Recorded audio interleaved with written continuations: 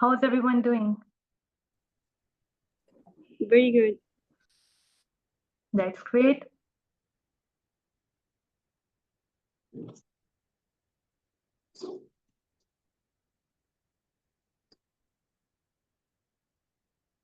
Okay, so let me introduce myself. I'm Dr. Sumbal, your Mrcog 1 mentor here with Med Institutors.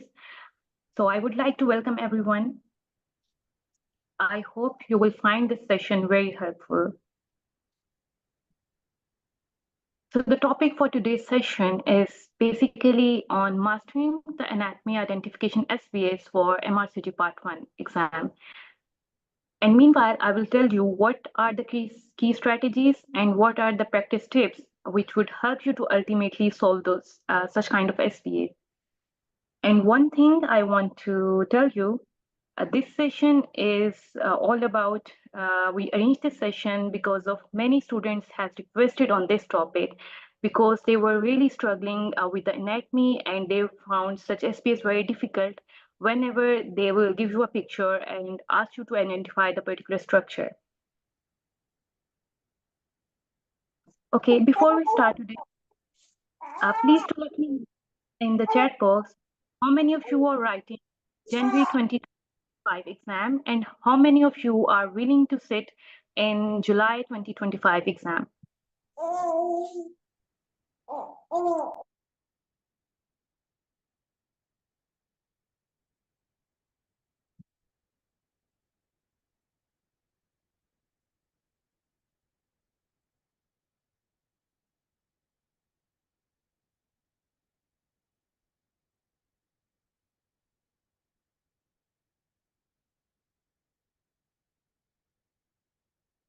Okay, so majority of you are going to write January 2025 exam. Best of luck.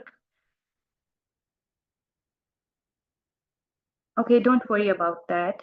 We will discuss why you are not able to take the decision. And I understand there must be very challenges. You are managing so many things. So that's why you are confused and you are not able to take the decision.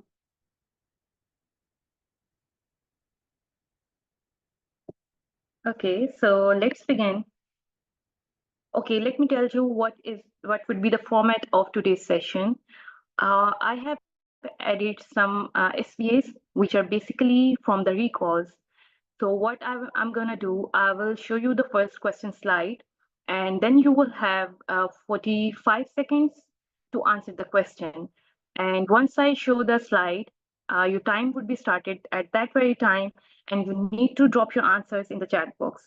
And right after 45 seconds, I will show you the answer slide, and then we will discuss together why that particular answer is the right answer and what are the other things we need to keep in our mind if it comes to solve the SBAs in which they have given a picture, especially for the anatomy and how you can easily identify different structures.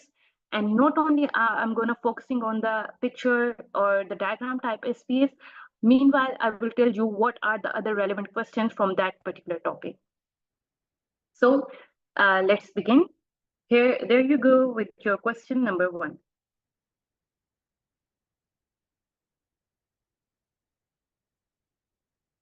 Okay, let me read the question for you. Regarding the following picture of brachial plexus, what is the D structure represent?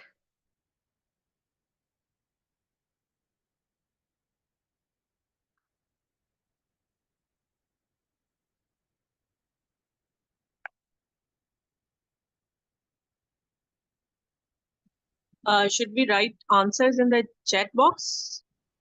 Yeah.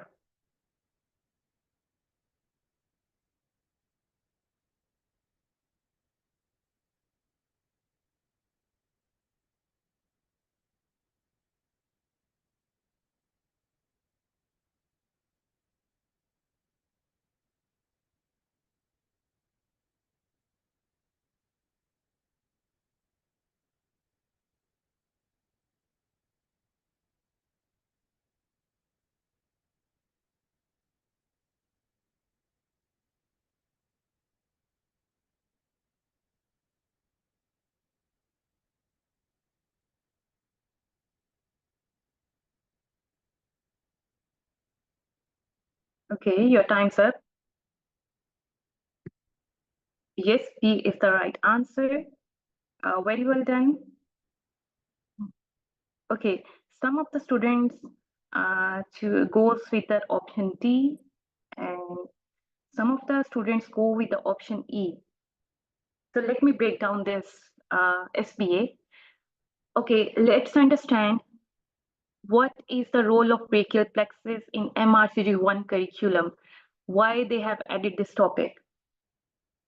The reason behind is that how it is relevant to the obs and gynae curriculum. Basically, what happens during spontaneous vaginal delivery, there is a term, we call that term as shoulder dystocia. So what happens during shoulder dystocia? The shoulders of the baby got stuck in the birth canal, and due to if we want to pull that if we want to pull out the baby, and if we apply too much pressure, if we pull very hard, what happens? The the most important complication happened after the shoulder dystocia is the brachial plexus injury. So that's why they have added, they want you to understand the very basics of brachial plexus. However, in one of the previous sessions, I have shown you the MRCG1 curriculum, and in that session, I have shown you what are the topics of anatomy you need to cover for MRCG1 exam. So brachial plexus, yes, it is the part of upper limb, but it is relevant for the obs and gynae because due to the complication of this shoulder dystocia. So now let's break down this. Why B is the right answer, how we know that it is median nerve. So anyone have any explanation, you are more than welcome to share that. It would help to create a friendly study environment. Those who answered correctly, that is B, median nerve. How did you get that it is median nerve? How did you identify?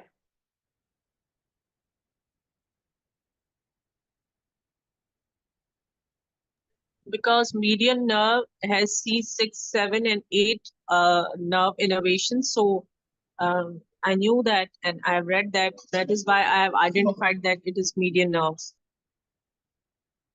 Excellent, Dr. Humera. That's excellent. Let me show you what is brachial plexus. Basically, we have pairs of spinal nerves, and those spinal nerves create different types of plexus in our body. So brachial plexus is one of those plexus. It is a network of nerve fibers that supplies the skin and the musculature of the upper limb. It begins in the root of the neck, passes through the axilla, and runs through the entire upper extremity. The plexus is formed by the root value of the brachial plexus is C5, C6, C7, C8, and the first thoracic spinal nerve, which is T1. And this is a simplified diagram of the brachial plexus. And now you can see here the median nerve. According to Dr. Humera, that was excellent explanation.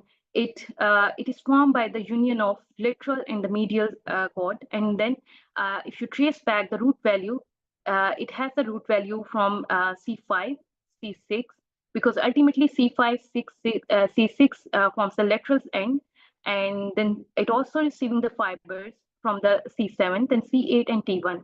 However, in some of the humans, the C5 fibers may be not there, but ultimately the median nerve, the root value is C5 to T1.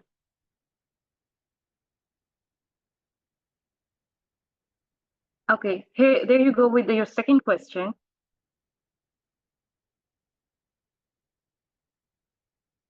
And your time starts now.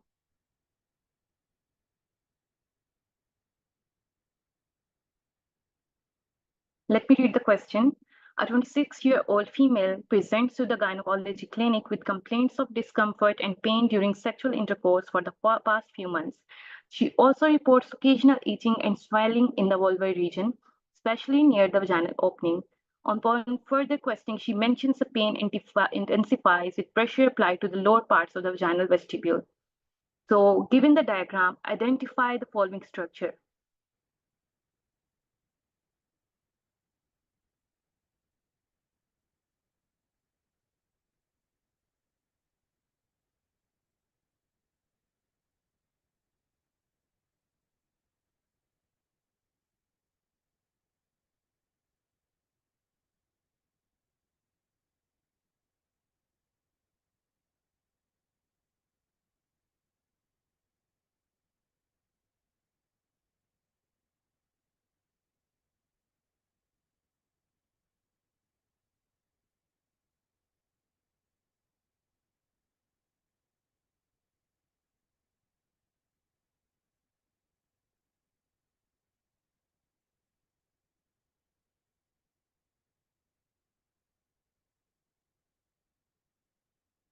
Okay, I think we have got enough answers. Let's move on to the answer slide. Yes, A is the right answer. Excellent to those who answered correctly, and keep it up for those who go with the wrong answer. So here you can see the labeling. This is the vaginal. This is a picture of the vulva, in which you can see different constituents of the vulva of the female genital tract. So what are the structures? Here you can see on the topmost area, it is the clitoris, which also takes participate in the formation of vulva. Then we have on the top around the urethra, we have Skinny's gland. Then we have urethral opening, then introitus, and here you can see at 4 and 8 o'clock position, the Bartholin glands. And don't confuse, Bartholin glands are also known as greater vestibular glands. And whereas the Skinny's gland, they are known as lesser vestibular glands. So whenever in the exam, if they twist around the information, if you don't find the option of Bartholin gland, don't confuse. The Bartholin glands and the vestibular glands are the same thing, and more specifically, Bartholin glands are the greater vestibular gland. Whereas the uh, Skinny's gland are also known as lesser vestibular glands. So let's have a look on vulva anatomy. And there is an SBA in the recalls from the vulva anatomy, and that's the reason I have made the slide. There is an SBA in the recalls in which they have given some options and asked you which of the following is not the component of vulva. So there could be many variants. Either they might give you all the options, and in the option E, you will find the option of all of the above. Or maybe they will give four incorrect options and one correct option, or they may maybe give all the correct answers and one incorrect answer. So in that case, you need to be very clear what are the components of the vulva. So what is vulva? Basically, it is a global term that describes all the structures that make the female external genitalia. So what are the structures in the female external genitalia? What are the components? That is mons pubis, labia majora, labia minora, clitoris, vestibular glands, vulva vestibule, Bartholin glands, Skinny's gland, urethra, and vaginal opening. So these are the components, and you need to remember each one of them so that if any type of SPA, if they twist around any SPA, you know the components and you can easily solve this SPA. And trust me, these are the easy marks. So let's talk a bit detail about Bartholin gland. It is also known as, again, greater vestibular gland. They are paired 0.5 centimeter glands located in the lower right left portion at 4 o'clock and 8 o'clock position of the vaginal introitus. The Bartholin gland is a mucus secreting gland which plays a role in vaginal lubrication. Bartholin glands are generally non-palpable when not obstructed. So again, here you can see this is the anatomy of the vulva. We have mons pubis, clitoris, urethral opening, labia minora, labia majora, vaginal opening, and then below that there is perineum and anus. So any idea? Okay, in this slide I have shown the function of Bartholin gland. Anyone have any idea what is the function of Skinny's gland?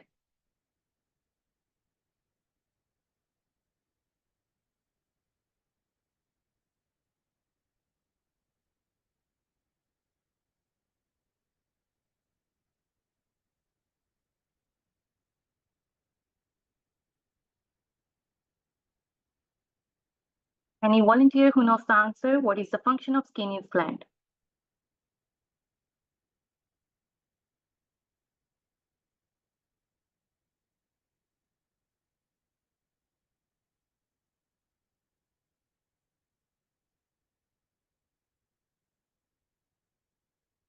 Okay, let me tell you. Basically, the function of the Skinny's gland is solely to provide lubrication for the vagina. So why I have named this gland? Because anytime if you do your study in a comparative way, you will never forget. So now you will have an idea what are Bartholin glands, where they are located, and what are Skinny's gland and where they are located. So moving onwards to our next question. A diagram of the fetal skull is provided during an OBS practical exam. The area labeled B is located on the superior lateral side of the skull. Which of the following bone corresponds to the area labeled as B? Your time starts now.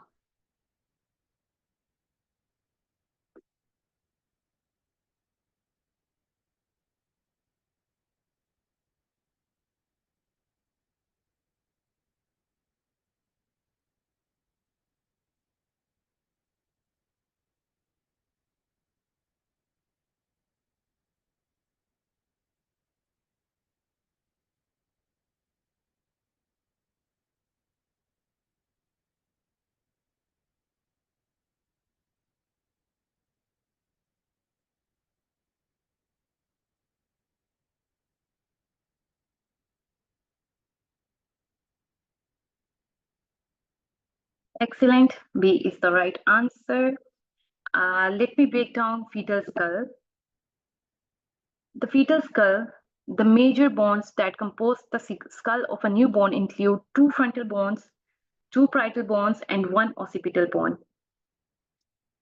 Here you can see, this is something where we have been studying from our medical school.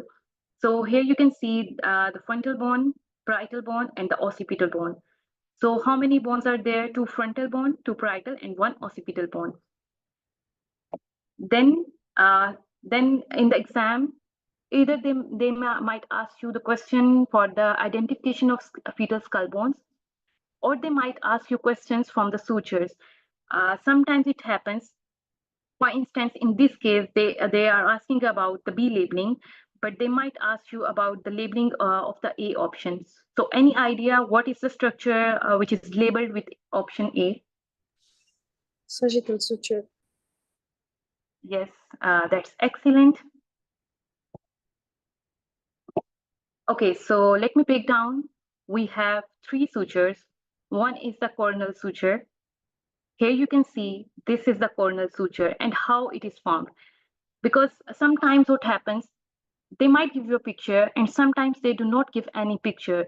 They just mention, tell us what is the suture which is formed by each frontal bone plate meets the parietal bone plate. So what suture is formed between frontal and the parietal bone plate? So the answer would be coronal suture. So you need to remember each and every aspect. Then when it comes to the sagittal suture, it extends from the head to the back down the middle of the top of the head, and the two parietal bone plates meets at the sagittal suture. Here you can see, so in the exam, if they haven't given any picture and they just mention what is the suture is formed between two parietal bones, then in that case, the answer would be sagittal suture.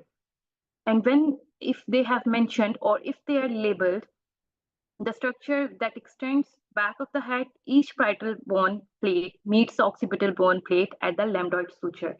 So ultimately, the lambdoid suture is formed by the union of parietal bone and the occipital bone. So these are the key points you need to remember. And you might get any type of question from the fetal skull. Again, either they might ask you the fetal skull bones or the sutures or the fontanelles. So what are fontanelle? In the fetal skull, we have two fontanelle, one interior and one posterior. So what are fontanelles? They are space between the bones of an infant skull where the sutures intersect, that are covered by tough membrane that protect the underlying soft tissue and brain. So it includes interior and posterior fontanelle.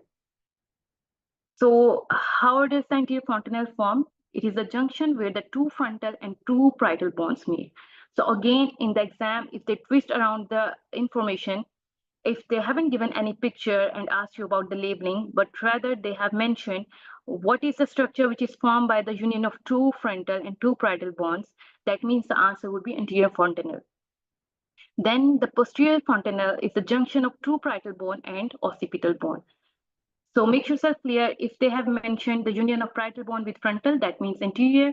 And if they have mentioned the union of parietal bone with the occipital bone, and this is something very easy to remember, that is posterior fontanelle.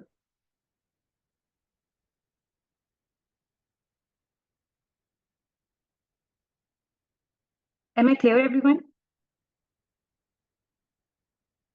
Yes, perfect. Thank you. Okay, no worries. Okay, one thing suddenly came to my mind.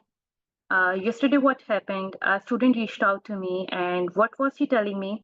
She had enrolled in a low price exam course, but now she was struggling with the basic concepts, and she was very worried because she feels like she has wasted both her time and money. So, upon her request, I took her into our course. But I want to make something very clear here. Please don't rush into low priced courses without checking their credibility. I'm not asking you to join our course or I'm not recommending any else course. I just want to make sure any course you are going to enroll yourself, please make sure to check their credibility, the quality of their content, and how they are teaching you. Because ultimately, you will not only suffer financially, but also by losing your valuable time. And what happened? Yes, I took her into my course, but honestly, it becomes very difficult for me to start teaching from the scratch and correct all the misconceptions, which then creates confusion even with the very basic, simple SPA. So I hope I have made this point clear. So make sure when and how and in whom you need to invest your time and money, because your time is very precious. And one more thing, I won't take much of your time. Yes, we offer a friendly study environment, but we also maintain professionalism. And in this session, we will take the feedback from our current Mrcog 1 Premium course students so that you have an idea. And always the time of my students is extremely valuable to me, so I strive to give them the best possible learning experience. However, there are many who focus solely on creating a casual atmosphere, taking unnecessary breaks during teaching sessions. I understand a comfortable environment is important for studying, but we all are doctors here with busy schedules and we barely manage to find time to study. So my advice is to use your study time wisely and to the fullest. So this is a tip I want to share being your mentor. So always be wise with your time and your money. So let's move on to our next question.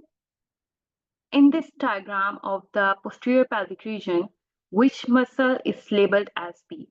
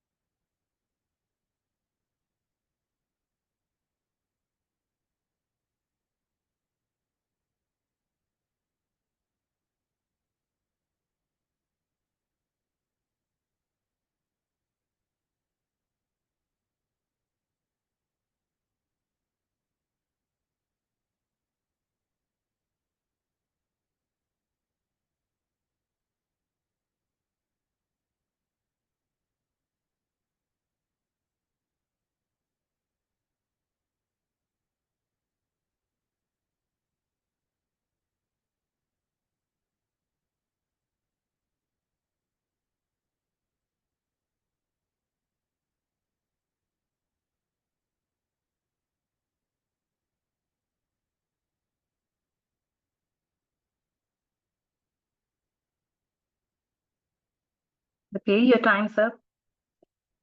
Yes, B is the right answer, piriformis muscle. I want to highlight this. It is worth mentioning that piriformis muscle is very important. There are many questions which comes from this topic. Do you have anyone have any idea why piriformis muscle is important and why it holds a significance in MRCG1 curriculum? Any idea? Why it is a key muscle in the gluteal region?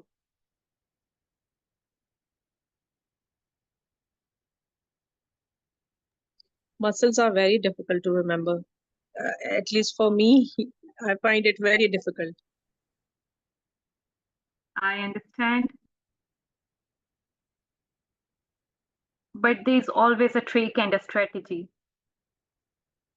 If you know that strategy, you can ace any question. Please help. Yeah, definitely. Okay, one thing I want to clear again. In the MRCG1 exam, this exam is all about the SMART approach.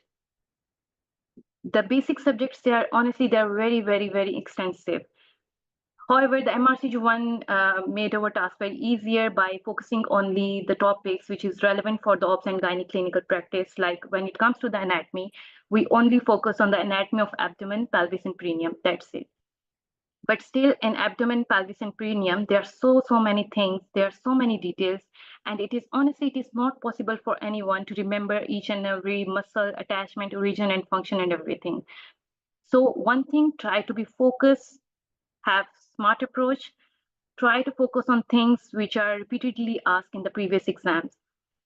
That's why I have particularly added this slide regarding piriformis muscle, because this is the muscle out of which there are many SBAs in the recalls. One SBA is from the identification of piriformis muscle. One question is regarding its origin insertion. So I have added the attachments here, and this is your another SBA from the recalls. So from this slide, you will cover your two SBAs. One is the identification and the other one is the identification. So what was that SBA as far as I remember? They have given the sequence of attachment and asked you to arrange that in the correct manner. So what is the attachment of the piriformis muscle? It originates, please listen carefully. Piriformis muscle originates from the interior surface of the sacrum. The fibers travel inferiorly laterally through the greater sciatic foramen and insert into greater trochanter of femur. Now you need to remember three words, three keywords in the sequence. Whenever you get any SBA from the attachments of the piriformis muscle, one thing you need, if you want to arrange in the order, first thing is interior surface of sacrum. Don't confuse, it is not posterior, it is not lateral, it is not medial. It is anterior surface of sacrum. The second keyword is the greater sciatic foramen, and the third keyword is the greater trochanter of femur. Now you can see here, it is originating from the interior surface of the sacrum, then passing through the greater sciatic foramen and inserting into the greater trochanter of femur. Now my very first question regarding piriformis muscle, why it holds so much significance in the muscles of the gluteal region, and why the RCOG has put this in the curriculum. So the answer is because this is the key muscle which helps to rule out the structures or contents of greater sciatic foramen and the lesser sciatic foramen. So for your ease, I know this topic is a bit complicated. I want to teach you regarding greater and the lesser sciatic foramen. Okay, so here you can see the greater sciatic foramen is divided into two parts by the presence of piriformis muscle, which itself shows the extent of the attachments of piriformis muscle. So in the previous slide, we have discussed about three keywords. One was interior surface of sacrum, then greater sciatic foramen. And now you can see how the piriformis muscle is passing through the greater sciatic foramen. And its significance here is that it divides the greater sciatic foramen into two halves. The space above the piriformis muscle is known as suprapiriform foramen, and below the piriformis, it is infrapiriform foramen. So what are the contents which are above piriformis muscle? Don't worry if you don't understand this right now. In the next slide, I will show you the diagram, then you can better retain the information, the contents of foramens. So now let me show you the diagram. Here you can see this is our piriformis muscle and it is passing through the greater sciatic foramen. And now you can see the spaces, the foramens are very visible. This is suprapiriform foramen and this is infrapiriform foramen. And the name is very simple. The supra means above piriformis and infra means below piriform muscle. Now let's look at the contents which are passing through here. So the contents of suprapiriform foramen is superior gluteal artery and vein and superior gluteal nerve, easy. Then inferior is the inferior gluteal artery and vein and inferior gluteal nerve. sciatic nerve is a very important component. It is a, please remember, you might see here, this is a picture. You can see how the sciatic nerve is going to pass through the greater sciatic foramen, and now it is very visualized that it is passing in through the infrapiriform foramen. It is below the piriformis muscle. So this is a sciatic nerve. So if in the exam you will find a picture in which they don't ask you about the piriformis muscle, rather they have labeled the sciatic nerve. Now you should have an idea. This is the thickest nerve, longest nerve of the body. And now you can see how it is passing through the infrapiriform foramen and entering into the thigh. So this is your sciatic nerve. So coming back to this diagram, then we have posterior femoral cutaneous nerve of thigh, internal pudendal artery and vein, and pudendal nerve. So these are very, very important, again, very important structures. And there are many, when it comes to the SBAs from the anatomy of pelvis and perineum, the RCG love to ask about the anatomy of internal pudendal artery and the pudendal nerve. So so this is the significance of piriformis muscle, and this is the significance of the contents of greater and lesser sciatic foramen. Okay, then let's have a look on lesser sciatic foramen. This is, okay, above is your greater sciatic foramen and below is your lesser sciatic foramen.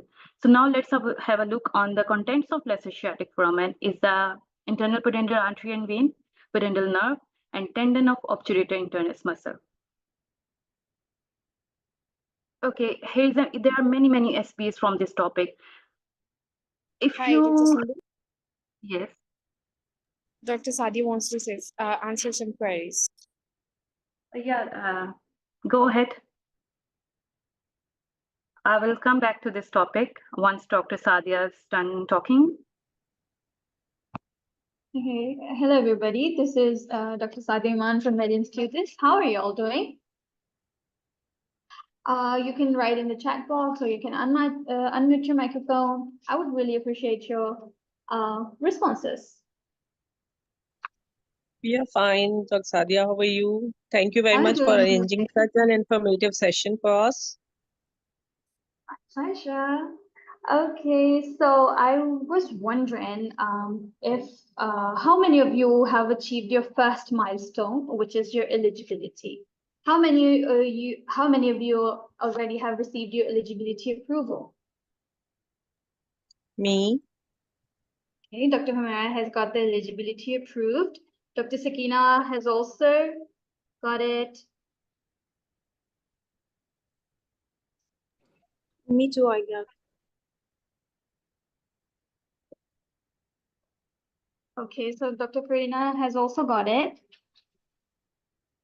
Okay, so there were a lot of queries, as Dr. Sumbal shared in the beginning, that a lot of people came to us and asked about the preparation, like how to prepare for this exam, because you know we are doctors and we our life is really hectic. Like lifestyle is like quite hectic, so we can't manage to balance with our life and studies. So I let me tell you something about which is like really important for you. So for that we have Dr. Mehek and Dr. Minhal to keep a track on you, because we also need to keep a track on our preparation. So we must have someone beside who can do that for us. So let me share the screen so you can see how we actually do that. Okay. And do let me know if you could see my screen. Is it visible? Can you all see it?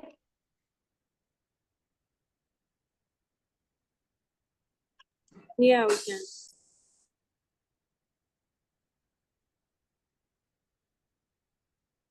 Okay. So first of all, we have 15 live sessions. Because you know this is MRCOG1, this is basic sciences, and we don't need to go into depth. So what we do, we go for the live sessions, which is like with the schedules. In this, you will have comprehensive coverage of all subjects. Then you will also be given the mini schedules. So we have, as I told you, that we have 515 interactive exam-oriented live sessions. After that, if you listen to those lectures, you won't have to open any book. And we will give you mini schedules that covers your daily tasks, including your high-yield topics of each subject. Okay? And in case you miss the live session, you will also be given the session recording. As I told you, you won't have to open the book. You can mark my words. Believe you me, if you just listen to the lecture, you won't have to open the book, because as I told you, we don't have enough time to open the book. We don't have enough time to confirm things from here and there. Just you need one platform that gives you authentic and comprehensive material. And in this intensive discussions, in this, as I told you, that Dr. Minha and Dr. Mehek, they will keep a track on this. After that, you are also going to have the question pool updated. Like, we prepare students subject-wise. For instance, you start with anatomy. You're going to have a live lecture on anatomy first. You will be covering the high-yield topics of anatomy. This is for your foundation. This is for your concepts. Once you are done clearing your concept through your live lectures, you are going to jump on the SBA practice on the Telegram group, as I told you. This will be the SBs of that one specific subject, which is anatomy. And then after that, you are going to go for the subject-wise recalls. We have extracted subject-wise recalls for you, so you can prepare each subject perfectly. Okay, and also we had made an update for the January students that you will also have these subject-wise recalls in the PDF forms and also in the quiz form, in the question pool form. So you can prepare yourself for the real exam.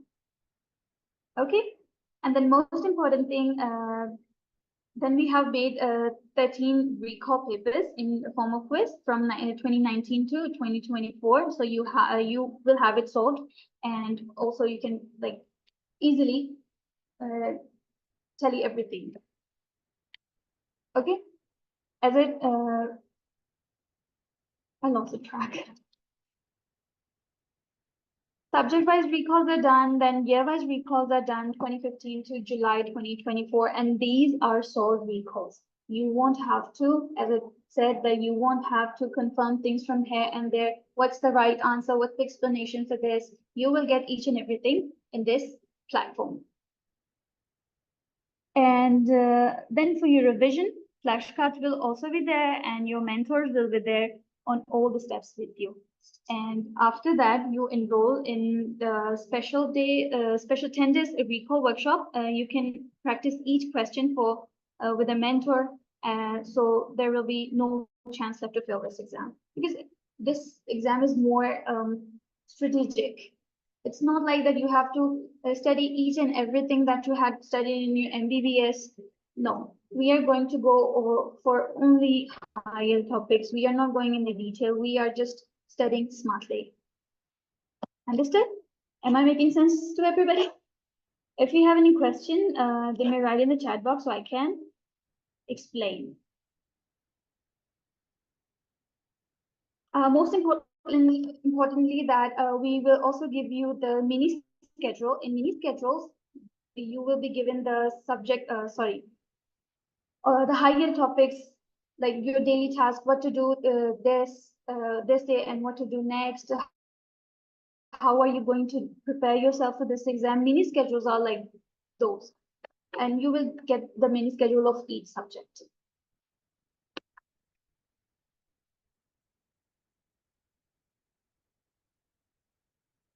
Okay, so you can see this is the picture of our previous batch, and these are the happy faces of our previous batch. We also have our current batch here. May I please call Dr. Sakina? If you could share your valuable feedback with us, like your experience with med tutors, its course material, the IT team. What do you think about us? Please share your thoughts with everybody.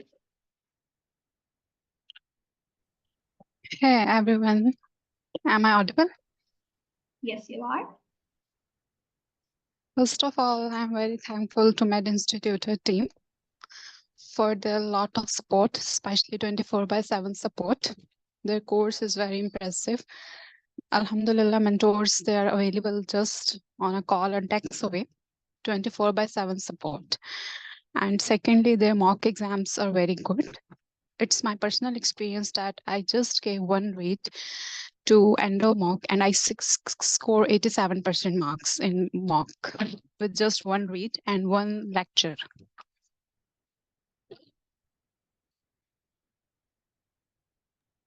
Thank you so much, Dr. Sakina.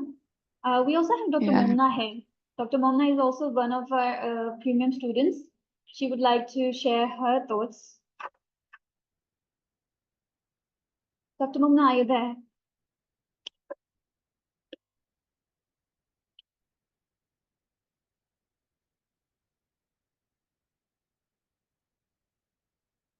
Do we have Dr. Zanera?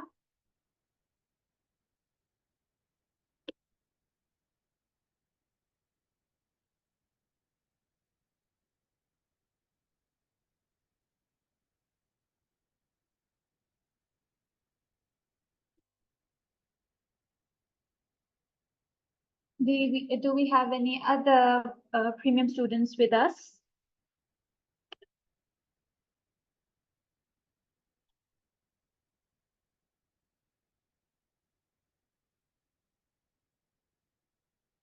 Okay, that's fine.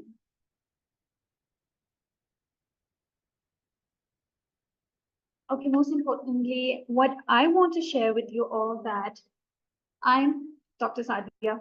I will be there for you if you need any kind of help. It's not only about the studies. Sometimes we get overwhelmed with other things, with our life matters, you know. So I'm here. You can rant about anything with me. I'm just a one call or message away. You can call me, you can text me about the material. If you need any emotional support, if you need any IT support, if you need any kind of help, I'm available. It's not like that I'm just saying it, I mean it. If I say it, I mean it.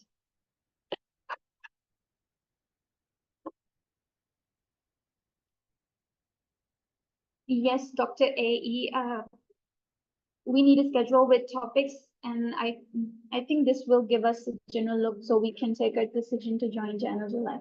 Yes, definitely we will share that. And most importantly, we are not going to waste our time. We are not going to waste our money because, you know, exam is quite expensive. We are not going to waste that because time is the luxury. We can earn the money, but we cannot earn the time. We have, if you spend a lot of time on study, but you are not able to make, make it at the end. So this is not what we want. Our major purpose is to help you ace the exam. Are you getting my point?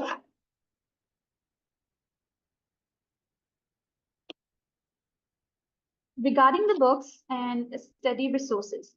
So first of all, the books that we recommend are Oxford Revision, Exam Essentials, Catherine, and also Pasa Masuji. But do not rely on these books only because these books are quite old and RCOG, they update their guidelines quite frequently. So you need to stay updated with updated guidelines. So Dr. Sumbal, she prepares, all of the mentors prepare the lectures according to the new guidelines so you can stay updated and prepare the updated material. We cannot rely on the books only. We need additional resources like Q banks, as I told you earlier. You need Q banks, you need recalls. Recalls are the most important part. And you know, I have something better for you. The July candidates and also the students who are appearing in January but do not have, they haven't started their preparation yet. So this is what we are offering. Our batch 3, we already have 2 batches going on. Batch 1, which started in June, and batch 2, which started in August. And we are going to start our next batch 3 in September 20th. So you can join that. This is how you are going to get the organized schedule. You are going to get the mini schedule of all subjects. And this is not only for January students, but also for July candidates who are preparing for next attempt, but for some reasons they couldn't submit their eligibility, and they want to start their preparation now, because it's good to start earlier so they can have enough time for the revision later. Because we are doctors, we know we cannot we don't know what happens the next moment, so we should be prepared in advance. Interactive live sessions will be there for all subjects. Recordings will be also available, and you will also be given the notes of all subjects. And every day there will be discussion on Telegram with mentors. Subject-wise recalls will be given, they would be solved. Year-wise recalls will be given, all books and essential material will be provided, okay? And subject-wise mocks are important. First, this is for the long course that you are going to get the live lecture. After that, you will practice the SBAs with mentor. You will going to practice the recalls of subject-wise recalls of that subject that which you are preparing. And after that, once you are done with your subject-wise recall practice, you are going to take the mock of that subject. This is how we are going to do. This is how we are going to do for all of the 14 subjects. After you are done with your subject-wise prep, you are going to jump on your year-wise. After doing the year-wise recall practice, you are going to take the RCOG person pattern mock exam. It's like a real exam, which is going to give you the same anxiety, same thrill. So this is how you are going to prepare yourself. When you are going to take the Pearson pattern mock exam, these are the big mocks. You're going to take them and you will realize where do you stand in terms of your preparation. Are you getting my point?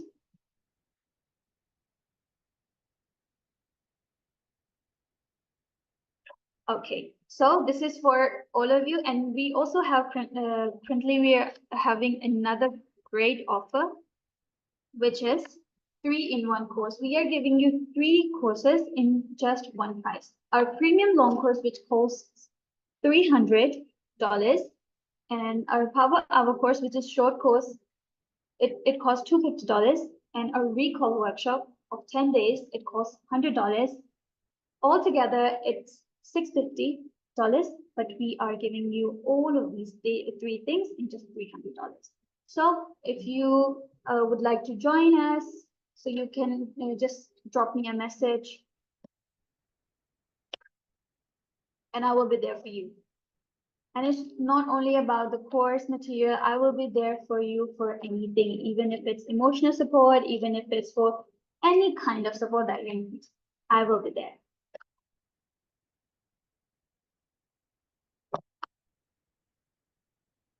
So thank you so much for listening to me. And thank you so much, Dr. Sumbal, for giving this chance to me to speak to the students and share what's the best for them. Thank you so much, Dr. Sadia, for giving us your time. You're welcome, and you may carry on, please. Thank you.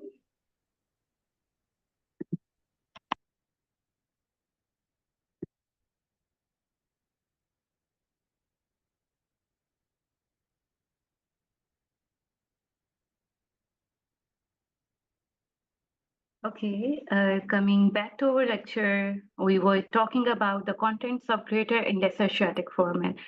And I was reading a question. I don't remember the name of that student, but the question was, why the internal pudendal artery, pudendal nerve, they are in the list of the contents of lesser Asiatic foramen, as well as they are in the list of the contents of greater Asiatic foramen, and that is a brilliant question. Why this is a brilliant question, and that was the point I want to highlight. That in one of the recall, there was a question in which they asked about what are the exact contents of the lesser Asiatic foramen which leave the pelvis cavity. So the answer to this question was, what happens if you can see the internal pudendal artery and vein, and if you can see the pudendal nerve? Do you think that these nerves and arteries would go to the lower limb? Because ultimately, the structures which are passing through the greater or lesser sciatic foramen, they are using this gateway to enter into the lower limb. So do you really think that these arteries and nerves are needed in the innervation or blood supply of the lower limb? Any idea? Use your common sense. Try to recall your previous information, your previous knowledge when you were in the high school, when you were studying anatomy.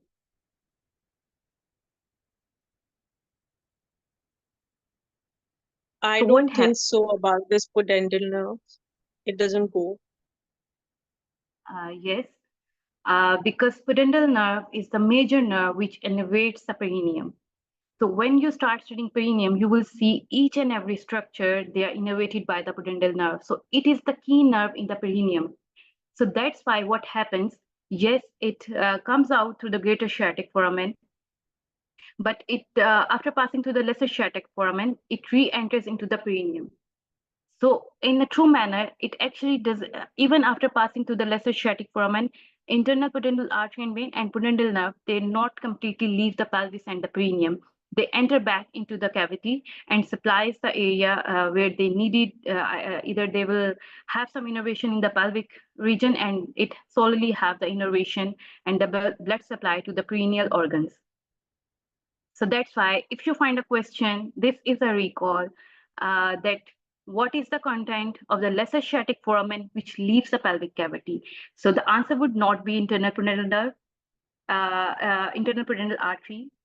You need to exclude this because it re-enters into the perineum or pelvic cavity. Vein would be absolutely incorrect answer. Pudendal nerve, no, because it doesn't leave the pelvis. It doesn't. It comes back and supply the area of the organs of the perineum. Yes, but the tendon of obturator internus muscle, this is something which actually leaves the lesser sciatic foramen. So this would be your single best answer. Am I clear about this point? If you understand things logically, then there is no need to memorize the course and the contents and everything of the anatomy, because anatomy is very extensive. It is really volatile. So try to understand things logically, try to interconnect everything, and try to use your common sense.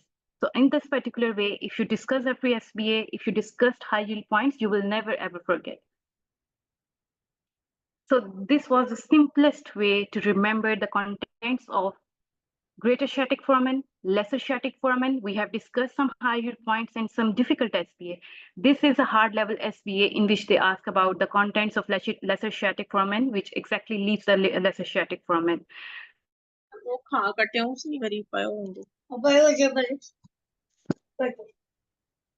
Okay, and now you will understand the significance of okay.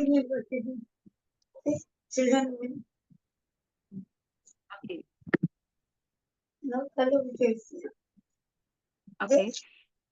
Again, the greater sciatic foramen I was talking about, it is divided by the piriformis muscle into suprapiriform and infrapiriform foramen. The contents of suprapiriform foramen is superior gluteal artery, superior gluteal nerve, that's it. Infrapiriform foramen have sciatic nerve. Again, let me show you sciatic nerve. It is very obvious, it is passing below the piriformis muscle through infrapiriform foramen. And it is the content of inguinal greater sciatic foramen.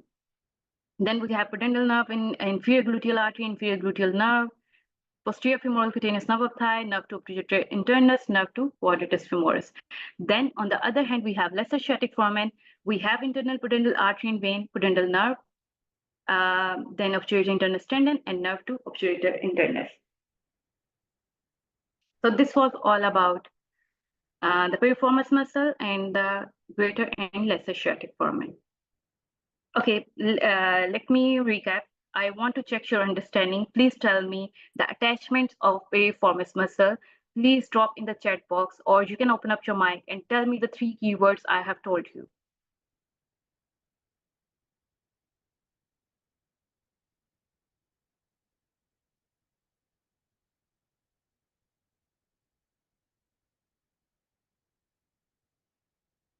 Any volunteer?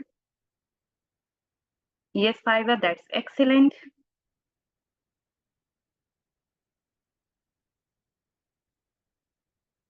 What was the second keyword? Yes, perfect. Greater trochanter. We have two trochanters, greater and lesser trochanter of femur. Yes, perfect.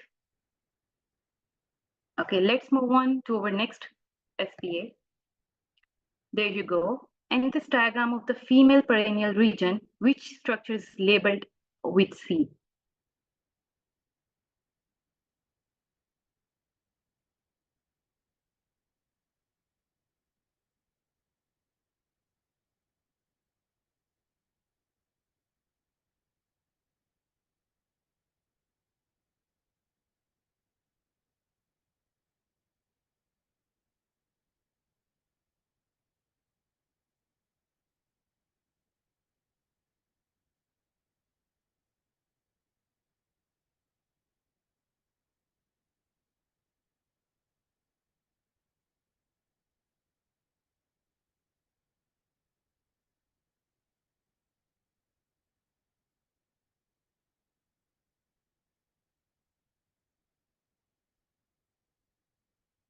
Okay, your time's up. Yes, B is the right answer. That's excellent. This is perineal body. And here you can see this is levator ani muscle, which is the major muscle of the pelvic floor. Then we have superficial transverse perineal muscle, bulbosphingeus muscle, and ischioquernosus muscle. And why the perineum is very important, why we need to know the muscles of the pelvic floor, and why we need to remember the muscles of the perineum. Because these muscles we would cut during episiotomy, during spontaneous vaginal delivery. If we need to give episiotomy, which is usually given at mediolateral location, some of these muscles would be cut. So in the exam, they might you ask this question that what are the muscles which have been cut during episiotomy, specifically mediolateral episiotomy?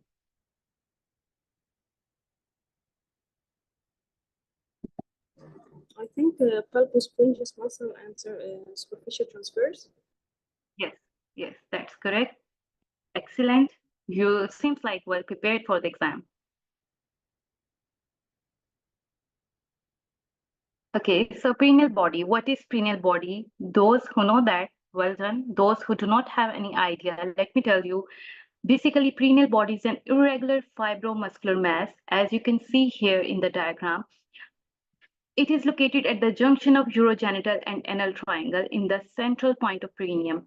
So very basic regarding perineum, the structure of the perineum or the anatomy of the perineum. What happens, the perineum is divided into two areas. It is a diamond-shaped cavity.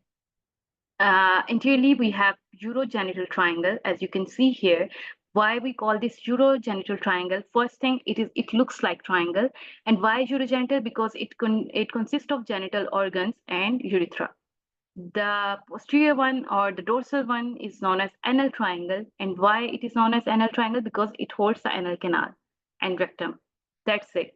This is a very simplified version of the perineum. This is an overview.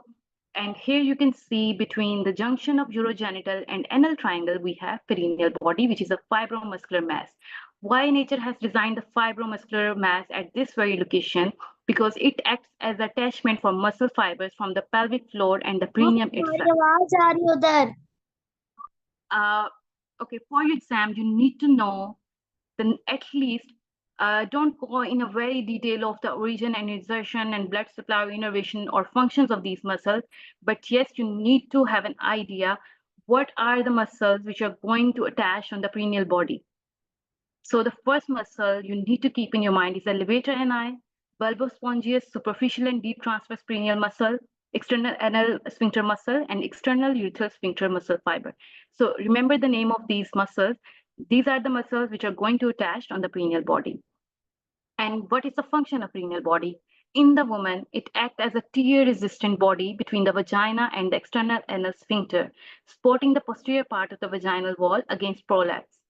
And during delivery, this is the point where we usually provide the perineal support. In the male, it lies between the bulb of penis and the anus. So this is perineal body.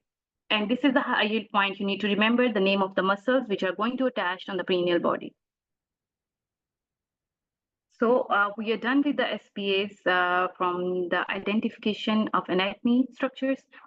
One thing I want to second Dr. Sadia. There are many questions I was seeing. Many of the students, they are trying to book the July exam and they are worried when is the right time to start the exam preparation, and is there are they able to choose the January attempt and everything. So one thing for anyone, either you are going to book January exam or July exam 2025, the sooner you start, the better.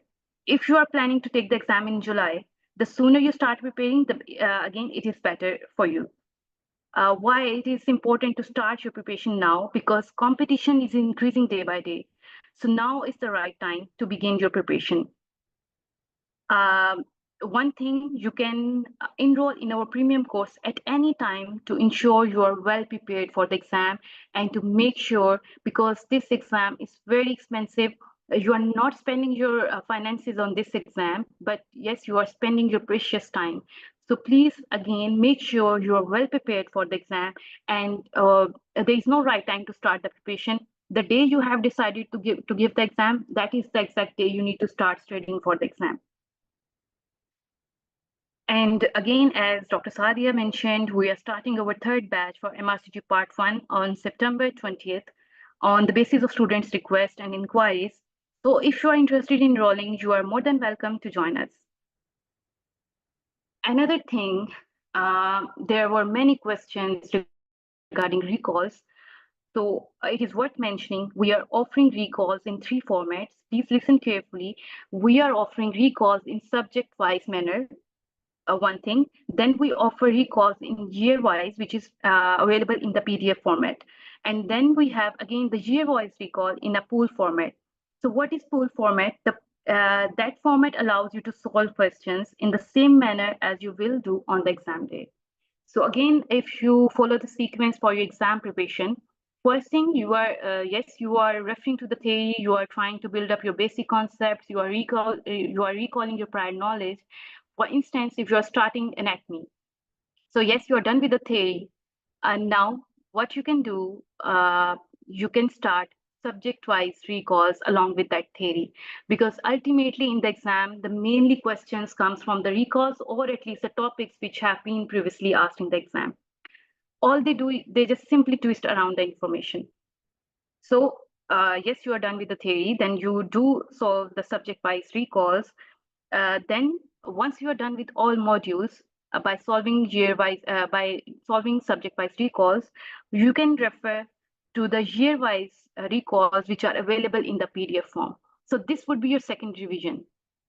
And once you are done with that, this is a very good opportunity. You can solve those same year-wise recalls in the pool format, and that allows you to assess yourself, like where do you stand in your exam preparation, and it will give you, it will help to build your reflexes, and definitely it would help to manage your time skills while solving exam. I hope I'm making sense to everyone. And one more thing which is left, our short course, which is our Power Hour course. If you are only interested in this course, we are offering this for all the webinar attendees, that it is on the 50% off. You will get enrolled by paying only $130 till next 24 hours. So don't miss out on this opportunity. And if you want to contact our technical support team, these are the numbers, these are the links. You can reach out us on the Facebook page or on the email address or on the WhatsApp. So any questions so far?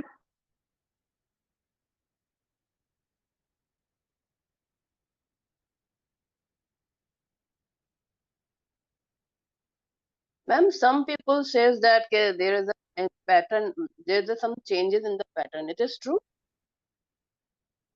Okay, that's a very concerning question. Okay, there was, yes, RCOG has updated their curriculum. They usually do this after every 5 years. I did a live session on the updated MRCG1 curriculum. Basically, they updated the curriculum for the trainees who are actually working in the NHS at the moment.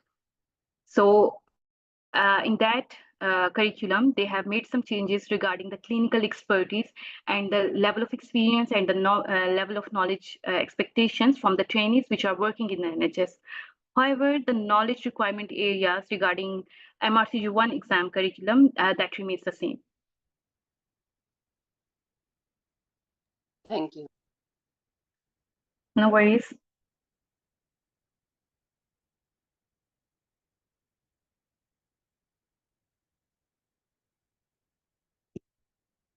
Okay, so thank you so much for being with me so far.